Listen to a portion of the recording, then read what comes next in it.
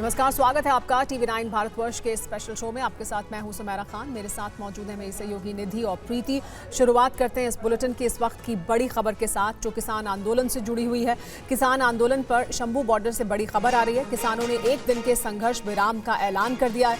किसान नेता सरवन सिंह पंधेर ने इसका ऐलान किया। आज आगे बढ़ने का ऐलान किया गया था। 101 किसानों का जत्था आगे बढ़ा था, लेकिन आगे नहीं बढ़ पाने की सूरत में अब एक दिन के विराम का ऐलान किया गया।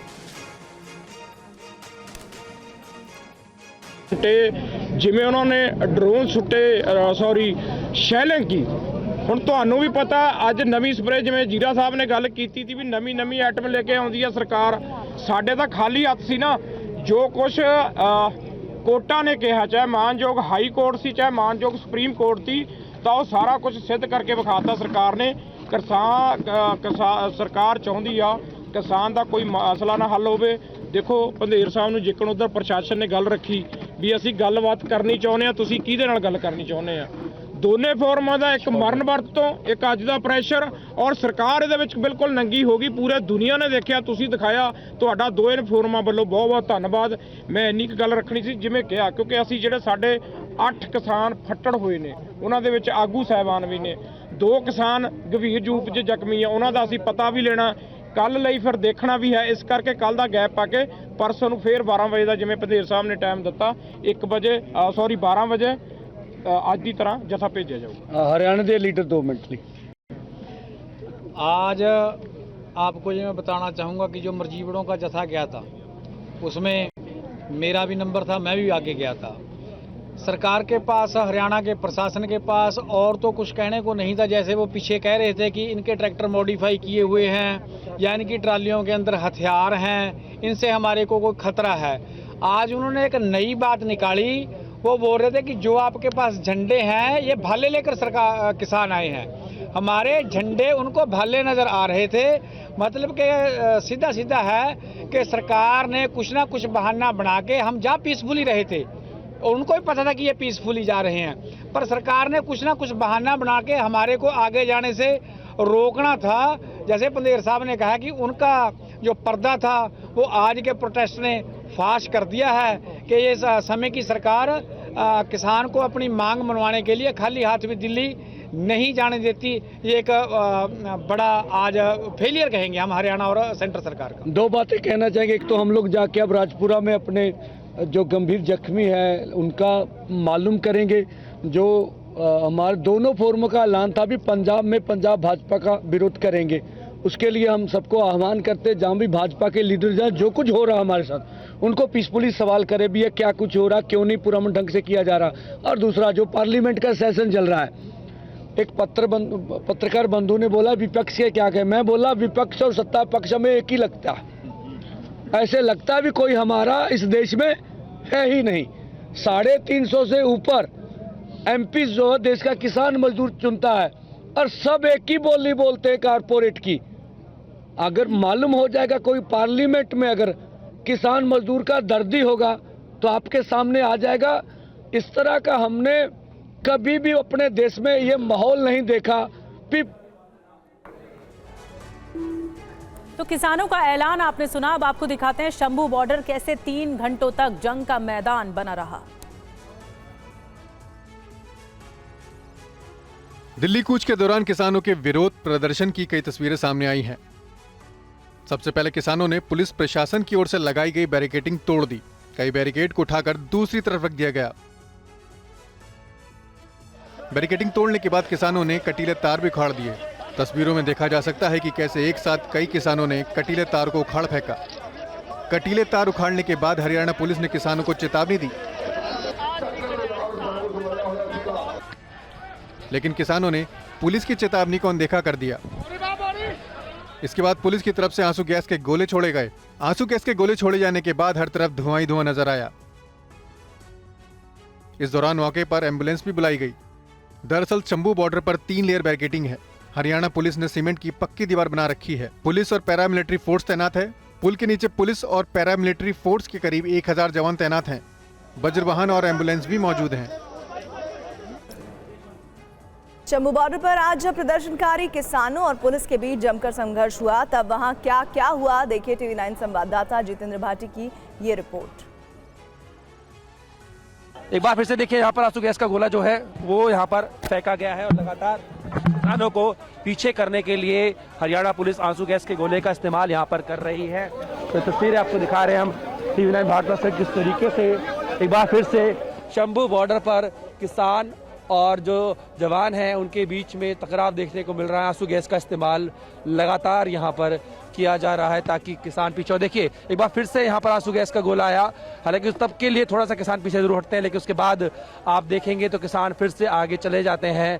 पिछले 10 महीने से किसान जो है यहाँ पर देखिए आंसू गैस का जो शेल का गोला है ये देखिए सामने यहाँ पर आपको नजर आएगा, हाथ में यहाँ पर किसान जो उठा भी रहे हैं और लगातार इसी तरीके से आंसू गैस के गोलों का यहाँ पर बौछार जो है वो की जा रही है। दोनों तरफ से आप देखेंगे, पुल की दोनों साइड से आप देखेंगे तो आपको यहाँ पर नजर आएगा कि जो आंसू गैस के गोले हैं वो यहाँ पर दागे जा रहे हैं किसानों के ऊपर, क्योंकि लगातार जो है हरियाणा पुलिस कह रही थी कि आप पीछे हट जाएं और जब पीछे नहीं हटे हैं तो ऐसे में आंसू गैस के गोलों का इस्तेमाल यहाँ पर किया जा रहा है। देखिए किसानों का दावा है कि हमारे ऊपर पैलेट बॉम्ब के गोले छोड़े गए हैं। TV9 संवाददाता जितेंद्र भाटी से खास बातचीत में और क्या क्या दावा किया गया है आइए सुनते हैं।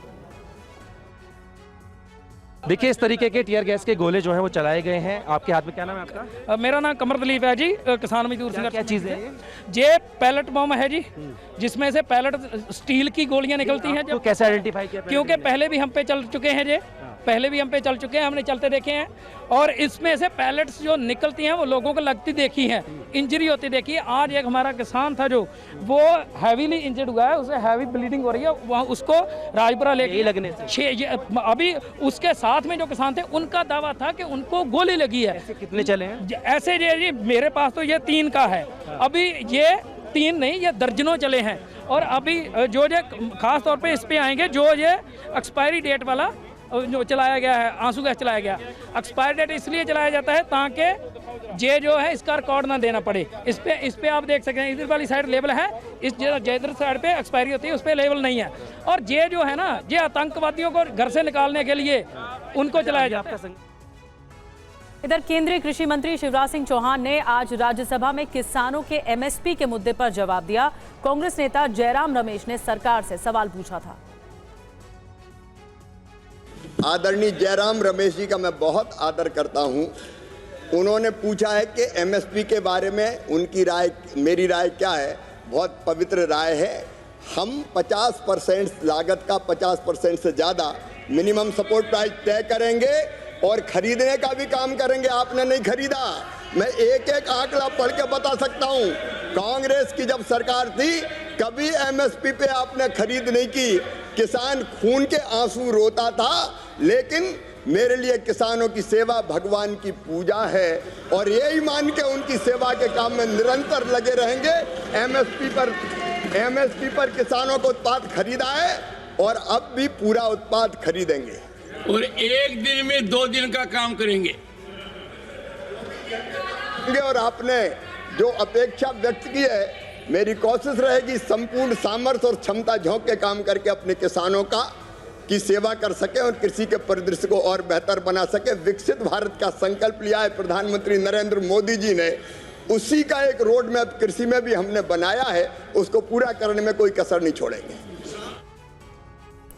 राज्यसभा के सभापति जगदीप धनखड़ ने आज प्रश्नकाल के दौरान कृषि मंत्री शिवराज सिंह चौहान की तारीफ की। उन्होंने शिवराज सिंह का नामकरण कर दिया। सभापति ने शिवराज को किसान के लाडले बताया। उसके पहले मैं बता दूं, माननीय मंत्री जी मेरे साथ थे, जाते समय भी थे, आते समय भी थे और मैंने माननीय मंत्री जी के कहा और मैं आश्वस्त हुआ कि जिस आदमी की पहचान देश में लाडले के नाम से थी वो किसान का लाडला होगा और मैं पूरी तरह आशावान हूं और ऊर्जावान मंत्री अपने नाम के अनुरूप शिवराज ये कर दिखाएंगे। जयराम रमेश जी से मुझे उम्मीद थी कि वो कोई प्रश्न पूछेंगे, किसान को बड़ा अच्छा लगता यदि अगर एक बार भी एडजमेंट मोशन आता आया नहीं। शिवराज जी बोलिए। माननीय सभापति महोदय, और आज मैंने आपका नामांकन कर दिया किसान के लाडले। प्रणाम आपको। पटना में बीपीएससी कार्यालय के बाहर छात्रों ने आज प्रदर्शन किया। प्रदर्शनकारी छात्रों को हटाने के लिए पुलिस ने लाठीचार्ज किया। तस्वीरें बिहार की राजधानी पटना की है। बीपीएससी दफ्तर के बाहर पुलिस लाठियां चला रही है। देखिए फिर से, ये देखिए लाठीचार्ज फिर से शुरू हो गया है। पुलिस और छात्रों के बीच संग्राम छिड़ गया है। छात्र भाग रहे हैं, हंगामा बरपा है। लाठीचार्ज में किसी का सिर फूटा तो किसी का पैर। ये है कि यहाँ से हटाने का प्रयास किया गया है। फिलहाल तो और कुछ नहीं किया गया। छात्रों को चोटें आई हैं, लाठियां नहीं, वैसा नहीं, हल्का जो है वो बल का प्रयोग किया गया है। लाठीचार्ज में कई छात्रों को चोटें आई हैं, लेकिन पुलिस ने कहा है कि कोई लाठीचार्ज नहीं की गई है। दरअसल छात्र बीपीएससी की परीक्षा एक दिन में ही पूरी करने की मांग कर रहे थे। 70वीं बिहार लोक सेवा आयोग के लिए 13 दिसंबर को राज्य के 925 केंद्रों पर प्रारंभिक परीक्षा होनी है, जिसमें 4,80,000 अभ्यर्थियों ने आवेदन किया है। पिछले एक सप्ताह से छात्रों के बीच ये भ्रम की स्थिति बनी हुई है। इस बार बीपीएससी की परीक्षा में नॉर्मलाइजेशन लागू करने की योजना बनाई है। इस अभ्यर्थियों में खासा गुस्सा था। छात्रों का एक समूह पटना के गांधी बाग में धरने पर बैठा है, जिसके समर्थन में कोचिंग संचालक खान सर भी पहुंचे हैं। और संसद में नोटों की गड्डी मिलने के मामले पर सियासत गर्म है। जिस सीट नंबर 222 पर गड्डी या बंडल मिला है वो राज्यसभा सांसद अभिषेक मनु सिंघवी की बताई जाती है। Apparently, a wad of currency notes was recovered by the security officials from seat number 222. Rajya Sabha के सभापति जगदीप धनखड़ की ओर से दी गई जानकारी के बाद सांसदों ने हंगामा शुरू कर दिया। नोटों की गड्डी जिस सीट नंबर 222 से मिली वो कांग्रेस नेता अभिषेक मनु सिंघवी की बताई जाती है। सीट के पास नोटों की गड्डी मिलने के बाद देश की सियासी सरगर्मी तेज हो गई है। पूरे मामले से अभिषेक मनु सिंघवी ने अपना पल्ला झाड़ लिया है। मेरा पूरा कल का हाउस के अंदर बैठक 3 मिनट की थी। मुझे तो ये इतना हास्यास्पद लगता है। नई संसद के भीतर नोटों की गड्डी मिलने का यह पहला मामला है। इससे पहले पुरानी संसद में यूपीए सरकार के दौरान ऐसा वाकया सामने आया था। न्यूक्लियर डील पर सीपीएम के समर्थन वापस लेने पर विश्वास मत हासिल करने की प्रक्रिया के दौरान बीजेपी के सांसदों ने नोटों की गड्डी लहराई थी। तत्कालीन स्पीकर सोमनाथ चटर्जी ने इसकी जांच के लिए एक समिति बनाई थी। अब राज्यसभा में 500 के नोटों की गड्डी मिलने के मामले की उच्च स्तरीय जाँच होगी। राज्यसभा की कांग्रेस सांसद अभिषेक मनु सिंघवी ने अपने ऊपर लगे आरोपों पर सफाई दी है, जिस पर बीजेपी ने पलटवार किया। हाउस के अंदर आया और 1 बजे हाउस राइज कर गया। अपना अटेंडेंस मार्क करके मैं अंदर घुसा, उसके 3 मिनट बाद हाउस राइज कर गया।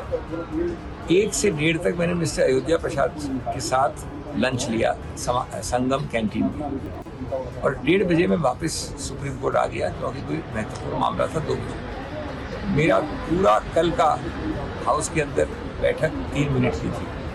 मुझे तो ये इतना हास्यास्पद लगता है। अगर ये गंभीर नहीं होता तो हास्यास्पद होता। ये वैसे उनका भ्रष्टाचार से बड़ा पुराना नाता है, 30-40 साल पुराना नाता है। तो इतना ज्यादा है कि इधर उधर कुछ गिर गया, अब कौन क्लेम करने जाए। के लिए पंक्ति कहना चाहूंगा, विपक्षी दल और विशेषकर कांग्रेस में कहना चाहूंगा कि लहजे में बदजुबानी, चेहरे पे नकाब लिए करते हैं, जिनके खुद के वही खाते हैं, बेहिसाब बिगड़े हैं, वही हमसे सारा हिसाब लिए करते हैं। लेकिन विपक्ष कह रहा है कि ये कंस्पिरेसी है। हाँ, उस विषय के भी सभापति ने कहा हर ढंग से जांच होगी। शिवसेना उद्धव गुट की सांसद प्रियंका चतुर्वेदी ने भी कैश कांड की जांच की मांग की है। मैम, आज राज्यसभा सभापति ने कहा कि जहां पे अभिषेक मनु सिंघवी बैठते हैं वहां पे 500 के नोट की गड्डी मिली है। अब उसकी जांच की बात की जा रही है और बीजेपी इसको बड़ा मुद्दा बना रही है, कह रही है कि ब्लैक मनी है, क्या इसकी जांच होनी चाहिए। ब्लैक मनी को जो व्हाइट मनी करने का धंधा इन दलालों ने इस्तेमाल किया है, इलेक्ट्रल बॉन्ड्स के माध्यम से, नोटबंदी के माध्यम से, जग जाहिर। जिस तरीके से आरोप लगाने का काम हुआ है, अभिषेक मनु सिंघवी जी का स्टेटमेंट आया है। अभिषेक मनु सिंघवी जी देश के जाने माने लॉयर हैं, हाईएस्ट टैक्स पेइंग इंडिविजुअल हैं, और उनके ऊपर इस तरीके का आरोप लगाना विदाउट एन इन्वेस्टिगेशन कहां तक लाजमी है।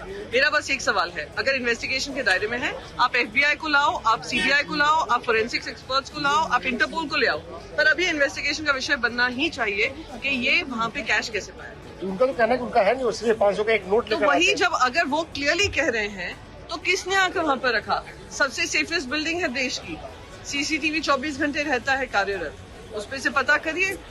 जैसे मैंने कहा, आपको FBI लाना है, इंटरपोल लाना है, जिसको भी लाना है आप लेकर आइए। पर एक और बड़ी खबर, आम आदमी पार्टी के संयोजक अरविंद केजरीवाल ने बीजेपी पर बड़ा आरोप लगाया है। उन्होंने कहा है कि बीजेपी ने अपने लेटर हेड पर 11,000 से ज्यादा लोगों के वोट काटने के लिए आवेदन दिया है। केजरीवाल का दावा है कि अपने घरों में रहने वाले लोगों के भी नाम काट दिए गए हैं। ने अपने लेटर हेड के ऊपर वोट कटवाने के लिए एप्लीकेशन दी है। लोगों के वोट कटवाने की एप्लीकेशंस पिछले 1-1.5 महीने में ऑलरेडी दे चुके हैं और वो सिलसिला जारी है। हर दूसरे-तीसरे दिन आते हैं, 1,500 लोगों के वोट कटवाने की एप्लीकेशन दे जाते हैं। अभी चुनाव तक पता नहीं शादरा में कितनी और वोट कटवाएंगे। इनमें एप्लीकेशंस में ये कहा गया है कि ये 11,018 लोग या तो शिफ्ट हो गए हैं या मर गए हैं। हमारे लिए इतने कम समय में सारी जितनी 11,000 एप्लीकेशंस हैं उनकी तहकीकात करना संभव नहीं था, तो हमने इसमें से रैंडमली 500 लोग छांटे। तो कई एड्रेसेस नहीं मिले, लेकिन जो एड्रेसेस मिले उनमें 500 में से 372 लोग ऐसे मिले जो कि वहीं रह रहे हैं। ये उन 372 लोगों की लिस्ट है जिनको हमने लोकेट किया, जिनके नाम बीजेपी की लिस्ट में है कि इनके नाम काट दिए जाएं। यूपी कांग्रेस की सभी कमेटियों को आलाकमान ने भंग कर दिया है। प्रदेश अध्यक्ष अजय राय ने ये दावा किया है कि उनकी पार्टी 2027 में सरकार बनाने के लिए जमकर काम करेगी। अब नए सिरे से चुनावी मैदान में या यूं कहे जनता के बीच आप उतरने जा रहे हैं। क्या रणनीति है और इसके पीछे क्या इंटेंशन है? देखिए विपिन जी, मैं निश्चित तौर से आपको इतना बताना चाहूँगा कि हम सब लोग दिन रात मेहनत कर रहे हैं पार्टी के लिए। पार्टी को मजबूत करना है, क्योंकि आज जो देश के हालात हैं, जो प्रदेश के हालात हैं, उसको पूरी तरीके से यहाँ की वर्तमान सरकारों ने उसको ध्वस्त कर दिया है। कि हम मजबूती के साथ अपना काम कर रहे हैं, संगठन मजबूत हमारा रहेगा, हमारे पास ताकत रहेगी, तो निश्चित तौर से हम आगे काम करेंगे और हम सब लोग मिलकर, ये 27 हमारा है, 27 के लिए हम दिन रात संघर्ष करेंगे, मेहनत करेंगे। क्या कांग्रेस को ये रास नहीं आ रहा था कि समाजवादी पार्टी के कोटे से एक दलित सांसद आगे बैठ रहा हो और इस बात को फैलाया जा रहा है? कांग्रेस का स्टैंड, कांग्रेस का मूव क्या है? देखिए, कांग्रेस निश्चित तौर से सबको साथ लेकर चलती है और सबको साथ खड़ी रहती है। और हमारे यहाँ हम अपना तय करेंगे, हमारे दल के लोग कहाँ बैठेंगे, कहाँ पे हमारे निर्णय हैं। ये निर्णय मुझे लगता है कि जहाँ तक ये लोकसभा अध्यक्ष का निर्णय होगा, लोकसभा अध्यक्ष ने निर्णय लिया होगा और निश्चित तौर से हम सबका सम्मान करते हैं, सबको आगे लिया। सुप्रीम कोर्ट के पूर्व जज जस्टिस आरिफ नरिमन ने कहा है कि मस्जिद और दरगाहों के खिलाफ दायर हो रहे मुकदमे धार्मिक सौहार्द बिगाड़ रहे हैं। इन्हें रोकने के लिए प्लेसेस ऑफ वर्शिप एक्ट सख्ती से लागू करने की जरूरत है। We find today, like Hydra heads popping up all over the country, there is suit after suit filed all over the place. Now, not only concerning mosques, but also dargahs. And according to me, the only way of countering this, because all this can lead to, is communal tension and disarmament, contrary to what is envisaged in both our constitution and in the places of worship act.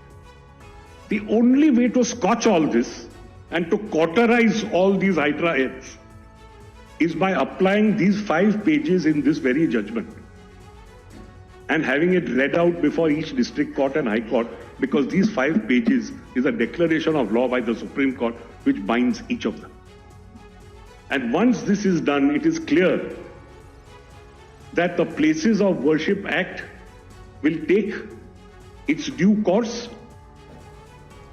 इस वक्त की बड़ी खबर पंजाब से आपको बता दें, अमृतसर में आतंकी मॉड्यूल का पर्दाफाश हुआ है। पुलिस ने 10 लोगों को गिरफ्तार किया है। बटाला में पुलिस अधिकारी के घर हमले में शामिल थे ये सभी आरोपियों के पास से एक हैंड ग्रेनेड, 3 पिस्टल बरामद की गई हैं। आरोपियों के पास से एक चीनी ड्रोन भी बरामद किया गया है।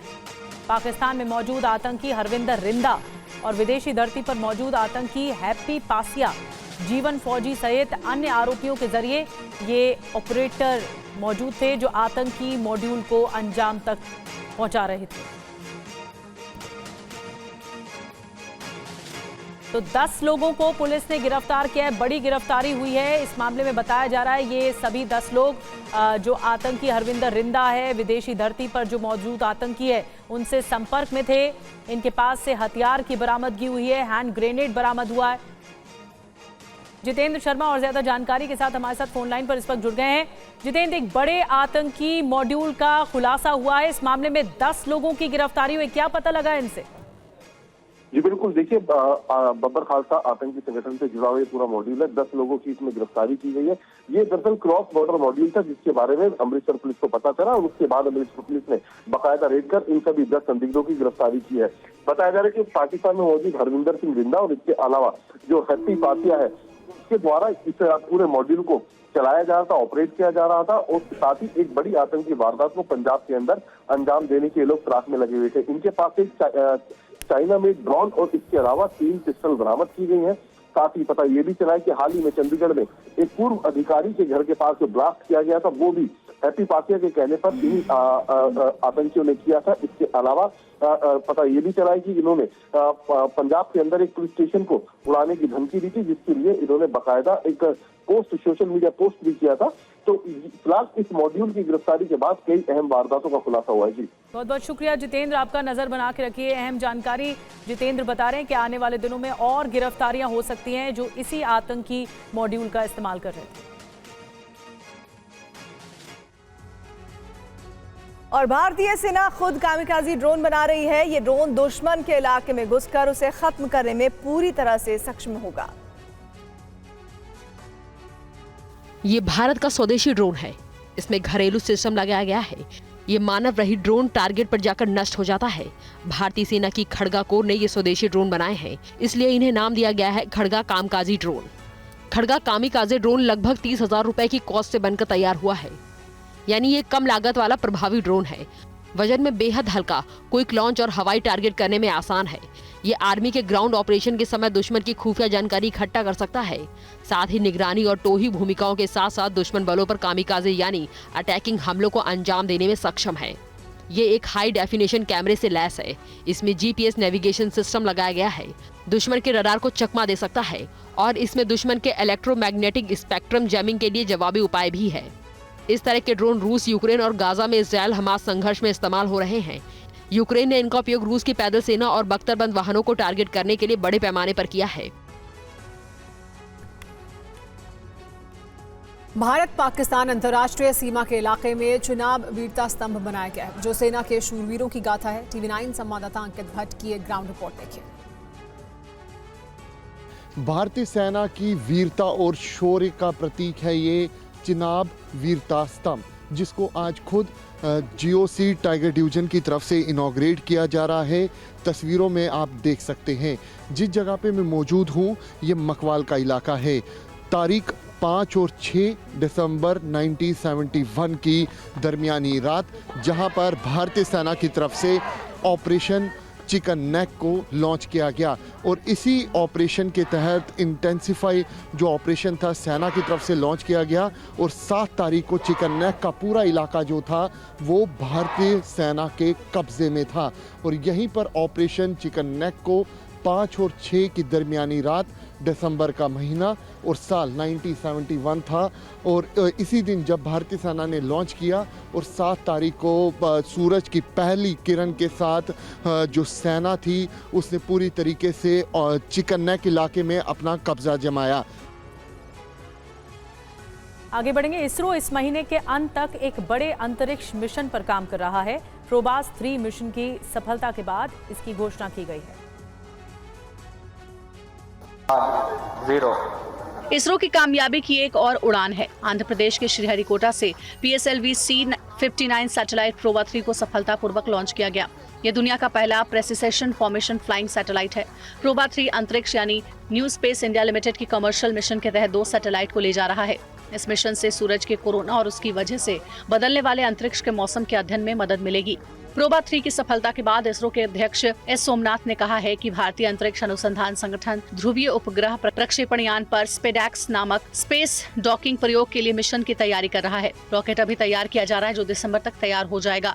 स्पेस डॉकिंग तकनीक का मतलब अंतरिक्ष में 2 अंतरिक्ष यानों को जोड़ने की तकनीक से है। ये एक ऐसी तकनीक है जिसकी सहायता से इंसान को एक अंतरिक्ष यान से दूसरे अंतरिक्ष यान में भेज पाना संभव होता है।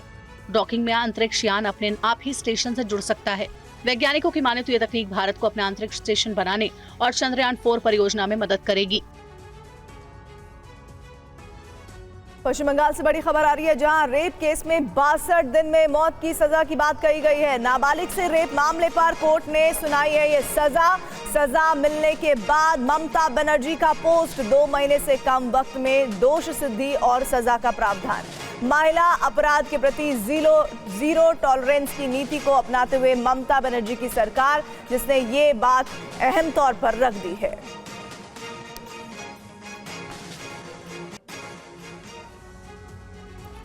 संभल में आज जुमे की नमाज अदा की गई। नमाज अदा करने आए लोगों ने कहा कि सब कुछ ठीक है। 24 नवंबर को हिंसा के बाद अब संभल में हालात सामान्य हैं। अब यहाँ पूरी तरह से शांति है। शांति के माहौल में आज लोगों ने संभल की जामा मस्जिद में जुम्मे की नमाज अदा की। नमाज अदा करने आए लोग प्रशासन के इंतजाम से खुश नजर आए। लोगों ने कहा उन्हें अब कोई दिक्कत नहीं। का शुक्रिया, शासन प्रशासन की काफी मेहनत रही और काफी नमाजी भी तादाद में थे, काफी ऐसा नहीं है। और जो लोग मोहल्ले के रहने वाले अपने अपने मोहल्ले में, उन्होंने भी नमाज पढ़ी अपनी मस्जिदों में। जो यहाँ के आने वाले थे यहाँ भी पढ़ी। अल्लाह का शुक्र है, कोई दिक्कत हमारे शहर में अब बिल्कुल नहीं। पहले तो इस जुम्मा जो था उस वक्त तो पब्लिक डर हुई थी। आज बिल्कुल डर निकल गया। 8 दिन के अंदर पुलिस का बहुत बढ़िया इंतजाम रहा।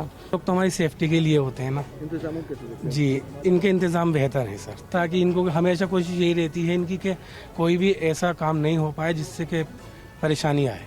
नमाज अदा करने आए लोग पुलिस सुरक्षा से काफी खुश नजर आ रहे थे। लोगों का कहना है कि उन्हें अब कोई डर नहीं है। जुम्मे को देखते हुए मस्जिदों के आसपास पुलिस का कड़ा पहरा लगा रहा। शहर में पीएसी और आरएएफ की तैनाती की गई है। और महाकुंभ 2025 की तैयारियां जोरों शोरों से चल रही हैं और इस बीच एनजीटी ने अपनी रिपोर्ट में ये कहा है कि गंगा का प्रदूषित जल तीर्थयात्रियों को नुकसान पहुंचा सकता है। महाकुंभ की तैयारियों के बीच प्रयागराज के रसूलाबाद से संगम में कुल 50 नालों से सीवेज का गंदा पानी गिर रहा है।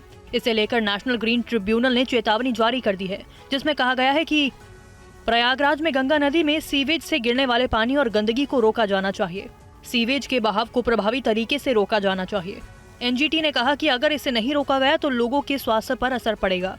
एनजीटी ने प्रयागराज प्रशासन को 1 हफ्ते में रिपोर्ट दाखिल करने को कहा है। प्रयागराज में मेला क्षेत्र करीब 8 किलोमीटर के इलाके में फैला हुआ है। एनजीटी अध्यक्ष जस्टिस प्रकाश श्रीवास्तव की बेंच ने 29 नवंबर को एक आदेश जारी किया था, जिसमें उन्होंने कहा कि उच्च स्तरीय समिति से गंगा नदी में जाने वाले सीवेज के पानी को लेकर कोई रिपोर्ट दाखिल नहीं की गई है।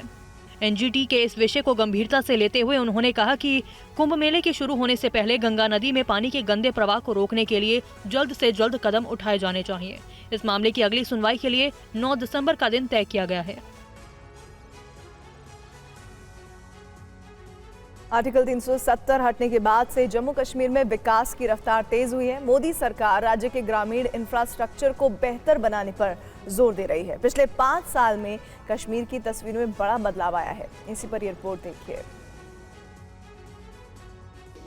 5 अगस्त 2019 को मोदी सरकार ने आर्टिकल 370 हटाने का ऐतिहासिक फैसला किया था, जिसके बाद से जम्मू कश्मीर में न केवल आतंकवाद पर लगाम लगी बल्कि विकास को भी पंख लग गए। 2019 के बाद जम्मू कश्मीर में 4,550 करोड़ के 1,057 सड़क और पुल को मंजूरी दी गई।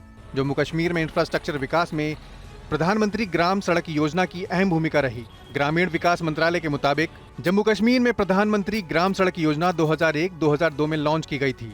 PMGSY के तहत 3,742 प्रोजेक्ट को मंजूरी दी गई, जिसमें से 305 पुल बनाना शामिल था। साथ ही 20,801 किलोमीटर की सड़क बनाने को मंजूरी दी गई। PMGSY के तहत 3,429 प्रोजेक्ट पूरे हो गए हैं, जिनमें से 217 पुल भी शामिल हैं। जम्मू कश्मीर के 250 से ज्यादा जनसंख्या वाले 2,140 कस्बों और गाँव को सड़क से जोड़ने का लक्ष्य तय किया गया। इसमें से 2,129 को जोड़ा जा चुका है। 2,129 गाँव को जोड़ने पर 12,650 करोड़ का खर्च आया है। खराब मौसम में दूर दराज के पहाड़ी इलाके अक्सर शहरों से कट जाते हैं। PMGSY के तहत बनाई जाने वाली सड़कें हर मौसम में इस्तेमाल की जा सकने वाली हैं।